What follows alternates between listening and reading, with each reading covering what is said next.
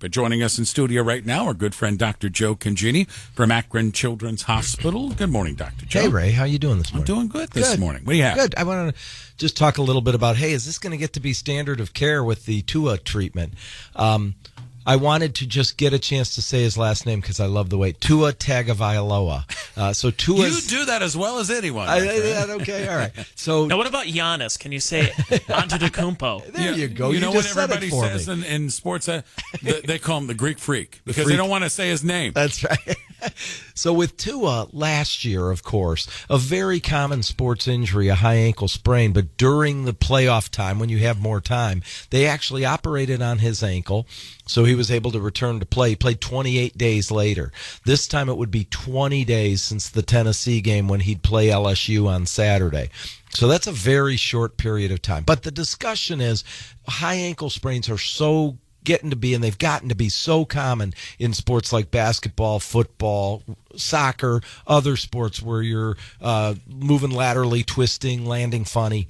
Remember, again, the high ankle sprain is a tear of that very tough, strong ligament between the two bones of the upper ankle, the tibia, the bigger bone, and the fibula, and the ligament between those, not down further by the foot. So how does that happen? I'm sorry to interrupt you there. Yeah, no problem at all. How does that sprain happen? Because the old sprain was just roll or invert your foot. Correct. This one, they roll the foot a little, but they also twist. see. There's a rotational mechanism to it. Okay. The mechanism is very similar to the ACL.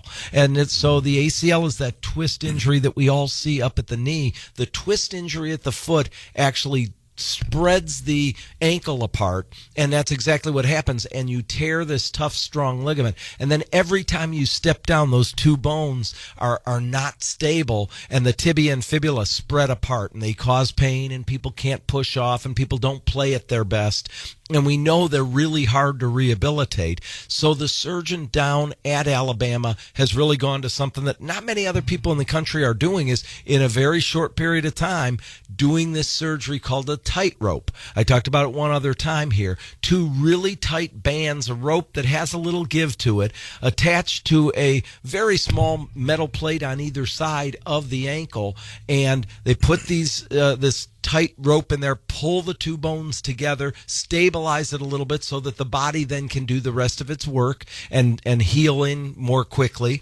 and in more of a stable fashion. And then it's really more of a performance issue. So then athletes can play and perhaps play sooner.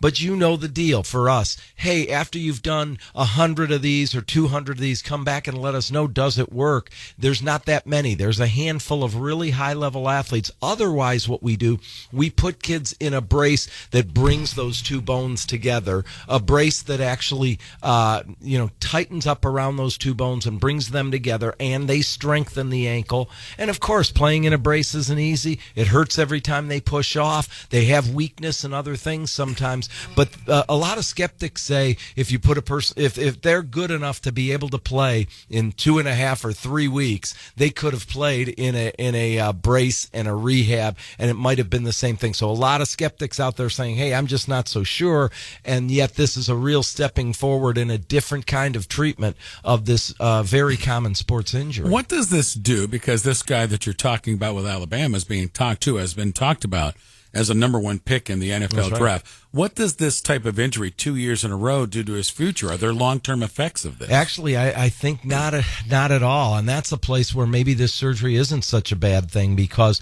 the fact that once people get, the surgery done to stabilize, they don't have as much problem anymore. But traditionally, we used a screw, and the screw really doesn't have much give to it. So it's not as natural as the normal ligaments. There should be a little bit of give, but not too much. Do you see what I mean? A heavy athlete stepping down on the foot and the two bones spread apart. Well, they are supposed to have a little give, but not spread apart to where it hurts to push off and you don't have the explosion anymore. So theoretically, now that is fixed and tightened, he should actually have a bright future. And I really don't think it'll be an issue for the long run. But I will be really curious to see in this short of a period of time how he looks in Saturday's game against LSU. Yeah, I saw him out there practicing. He looked pretty good yesterday. It'll be interesting to see what he does. Yeah, One other thing is, we didn't hit the window well again as Cleveland fans, and it seems like, of course, Golden State Warriors kind of falling apart a little bit. A lot of people were talking when they heard that there was surgery on Steph Curry's hand. A lot of people were saying in the sport medicine circles, and I saw this a lot of places, oh, it must have been his wrist. Oh, it must have been that bad bone that we call the scaphoid or navicular bone where we have to operate on it to get athletes better. Well, in fact, they came out and announced that it was the index finger metacarpal, but it was a displaced fracture, so it needed surgery, but it was in the metacarpal of the hand, in the finger, in the hand part of the finger, not down in the wrist. And so long term, this really doesn't have big implications. Steph should be okay. All I know is, though, that in a lot of our guys that get these, and we get them every year in football and basketball, they heal with a pretty big bump, and whether that will affect Steph at all in his ball handling skills and everything else. But just at the time when our team kind of goes downhill, that whole thing is unraveling in Golden State. Timing's everything. That's right. All right. Thanks, my friend. We'll catch up with you next week. All right, Ray. Have a great week. You too. Dr. Joe Congeni, Akron Children's Hospital. He joins us Wednesdays on the Ray Horner Morning Show.